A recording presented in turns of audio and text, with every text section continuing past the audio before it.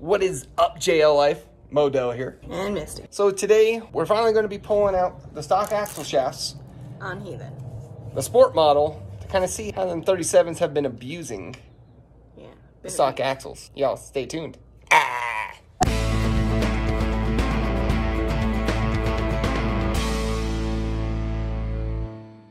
So guys, what we're going to be putting in Heathen today are Chromo's front and rear.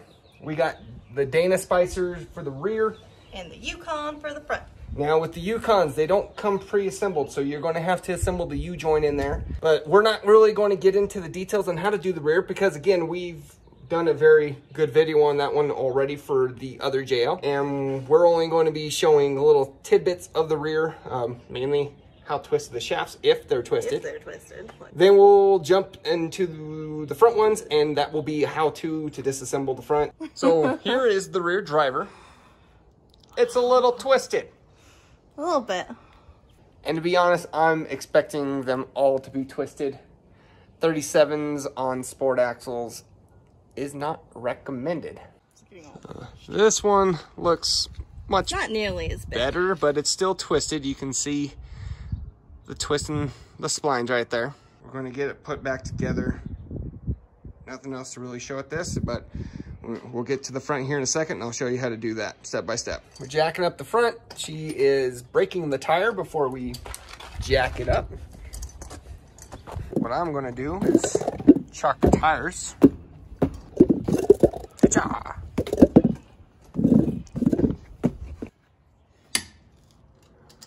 So after breaking all the lugs, you're going to jack it up. After you get it jacked up, support it with jack stands, tie it underneath the frame. Just to be extra careful, we can start with disassembling the front. And so as we show this, we're going to be doing the passenger side, not the driver's side. The driver's side will be the same, except for this guy, the Fad. And the only reason we're going to be showing the Fad side, because the Fad has a couple extra steps. So the first thing you need to do is break that caliper bolt. And the second, on the bottom. That guy down here. So up here and down there.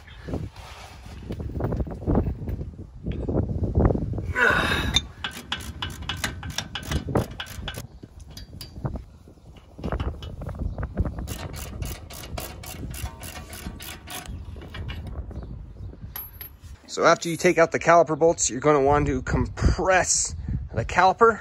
Basically what Missy's going to be doing is just grabbing the caliper and just pulling it towards her. It's not going to take a lot, right? That should probably be good. Is it loose? Yeah. And so after you loosen it, it should come right off.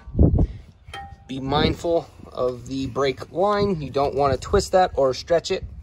We need one of these guys and hang it up out of the way. So the next step is going to be happening is you're going to remove the retainer bolt for the rotor. That's strong. Don't forget to remove the spindle nut, which holds the end of the axle shaft to everything. It is a size 36. Now this is easier to do when the tires are on the ground, but we obviously have gone past that. We have a way of working around this. As you can see, when she rotates it, it's just going to turn it. And there ain't no way she's going to be able to get the torque needed for this. So rather than putting the tire back on to get the traction needed, what we're going to do is just hold it with a pry bar. And there it goes. And of course, if you have an electric impact, it very well can break this without having to hold it down.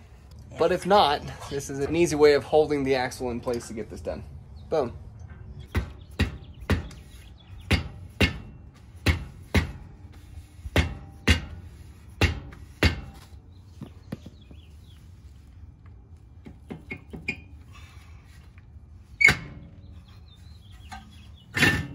We tore into this probably about 2 months ago. The outside is rusted, the inside definitely not as much, and it's because we put a thin layer of grease on the inside. which definitely helped that come apart. Next thing we're going to need to remove is going to be this dust shield. You got 3 bolts, 1, 2, and 3. You want to get the dust shield off and out of the way so you can easily access the speed wheel sensor.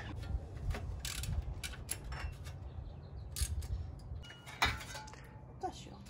The next thing you want to take off is going to be the ABS sensor line.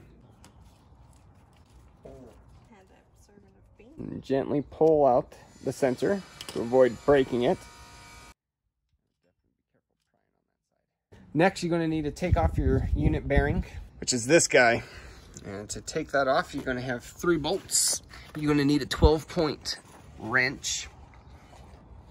But it's this guy. What size is it? This guy. It should be a 13. And you got one up here.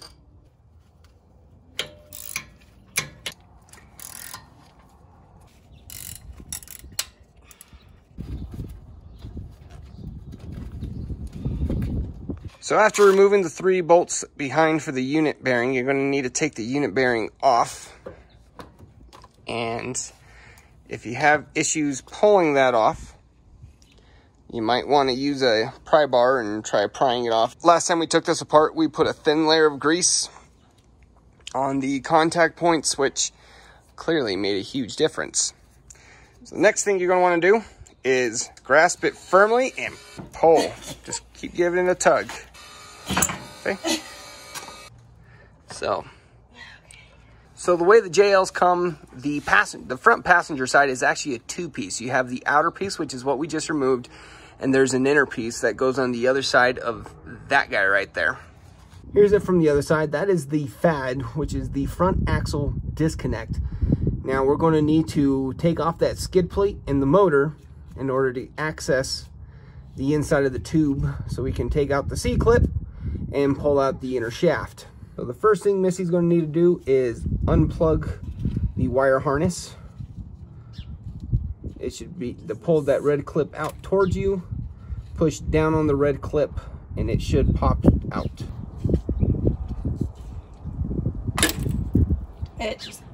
One of the awesome things about these harnesses, because they are cheap plastic, they do have a tendency of breaking, which is what Missy just did to her. So I'm going to help her pop that off.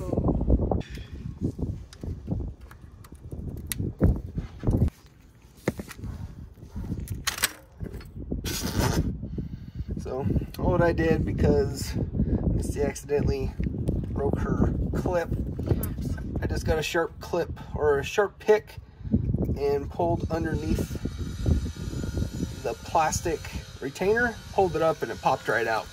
Okay, what's next? So the next thing you're going to want to do is remove the FAD skid plate. There are 4 bolts. 1, 2,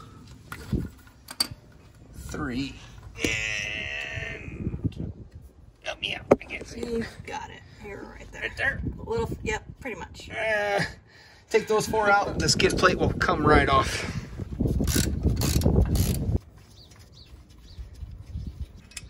After removing the 4, it drops right out. Next thing we're going to need to do is remove the FAD motor. And again, it's 4 bolts, like the skid plate. 1, 2, 3, and 4. So be careful just so you know, when you do remove this and you crack the seal, it's going to leak oil. So make sure you have a drain pan below. I'm going to go grab it.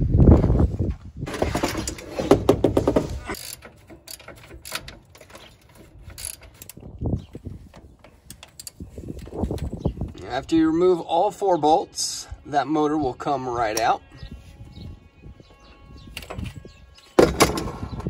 So the way the FAD works is this little fork rotates passenger to driver to basically connect a 1 piece over here to the second piece, making it one long continuous piece. It's not saying it's a horrible design, it's just one more system to be having to deal with when you ever need to replace your axle shafts.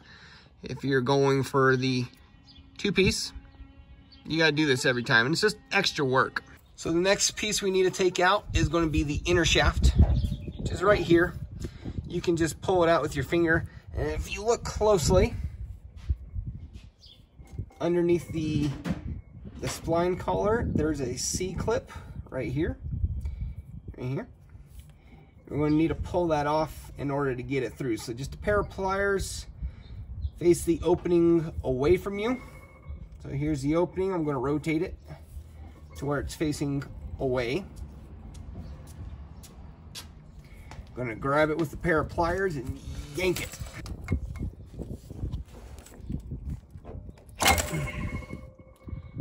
So after removing the clip, you can just work it through with your hand all the way to the outside.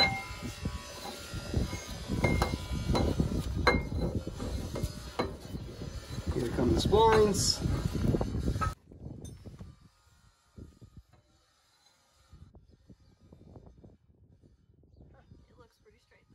Here's Misty's old shaft. As I said, it's a 2-piece shaft. So what that means, it separates in the middle. And that FAD connects it into one piece.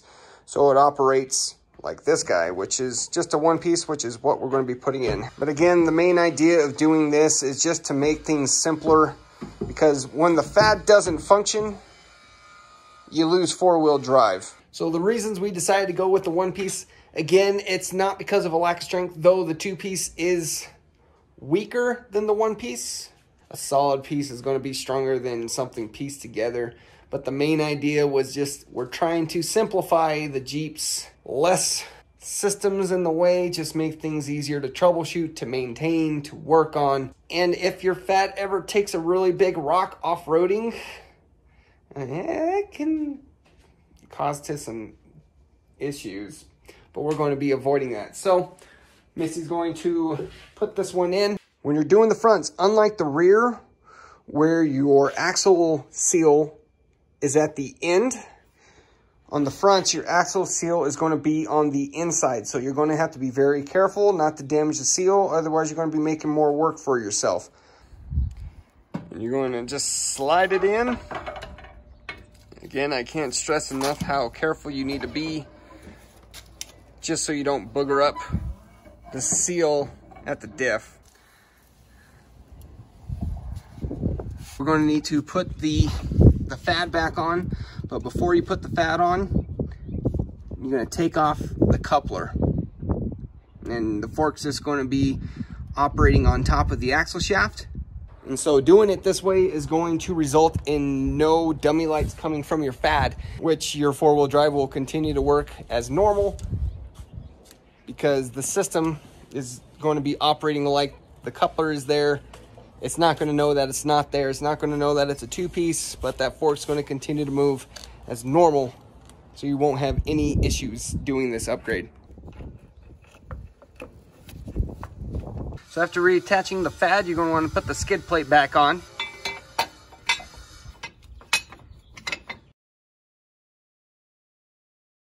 So after reattaching the skid plate, you're going to want to re-plug in the FAD motor.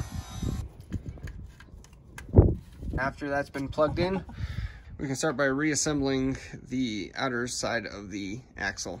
Reassembling the unit bearing, the caliper, the dust shield, the rotor, all that good stuff. The first thing you're going to want to do at this point is reinstall the unit bearing, making sure the hole for the ABS sensor is facing up towards the headlight.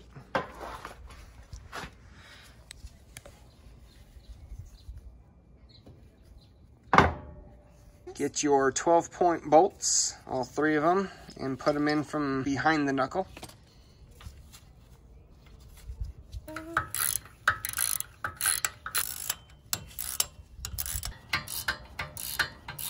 After reattaching the unit bearing, you're going to want to put in the ABS line.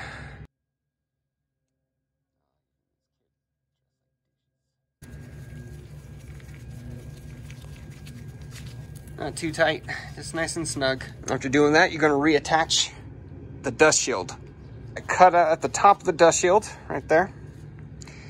Goes over the ABS sensor line.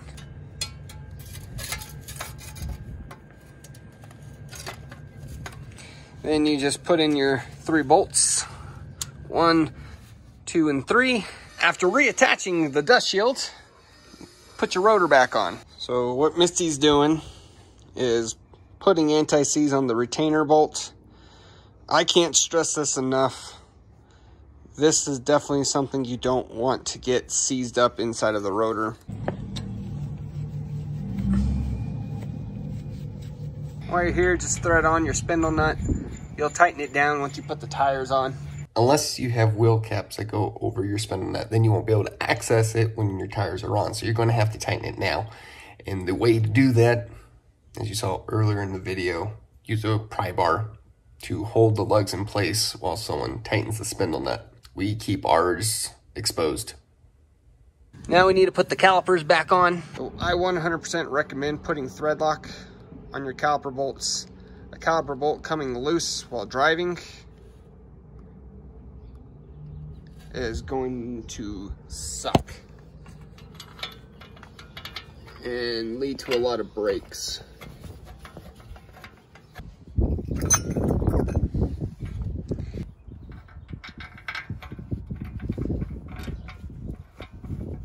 And make sure these are nice and tight. Again, I can't stress, your caliper bolt backs out, especially after you've broken it for the first time. It will want to back out if you don't have thread lock on it, if it's not tight enough. And if that does it, and your caliper comes loose while your wheels are turning, you're probably going to explode a wheel. So after getting your caliper bolted back on and tightened, you put the tire back on so we can tighten the spindle nut.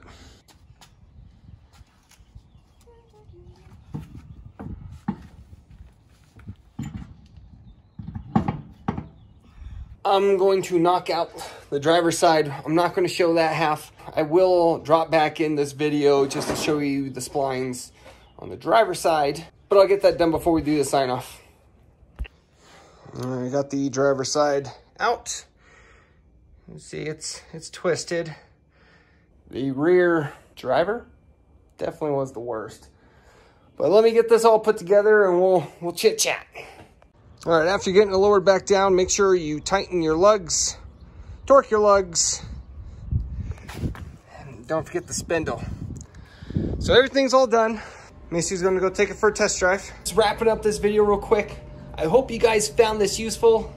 And remember, if you are wondering how the rear is done, click on the video.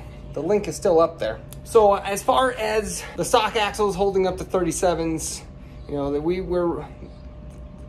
the Sport is re-geared to 456, yes, which I'm sure has helped alleviate a lot of the stress, but as you can see, the stock shafts ain't cutting it. So we're going to try the chromo shafts, see if that handles. However, we will aggressively.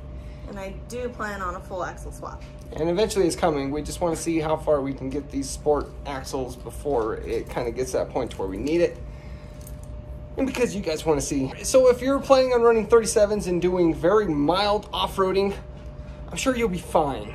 But as soon as you start doing stupid things and really start putting stress on the axle and you're not geared correctly, I really don't advise that, because twists lead the brakes. Though how twisted all of her shafts were, they are still drivable. But of course, there is a severe reduction of strength as it twists. If the chromos, we'll see how long the chromos hold up. We didn't go with the RCVs because I know someone's going to mention them. We didn't go with the RCVs because of the price, and we don't plan on keeping these axles underneath the Sport. This is just temporary. Guys, thank you for watching, and remember to like, comment, subscribe, and share. Stay tuned for the next one. But y'all, keep it easy.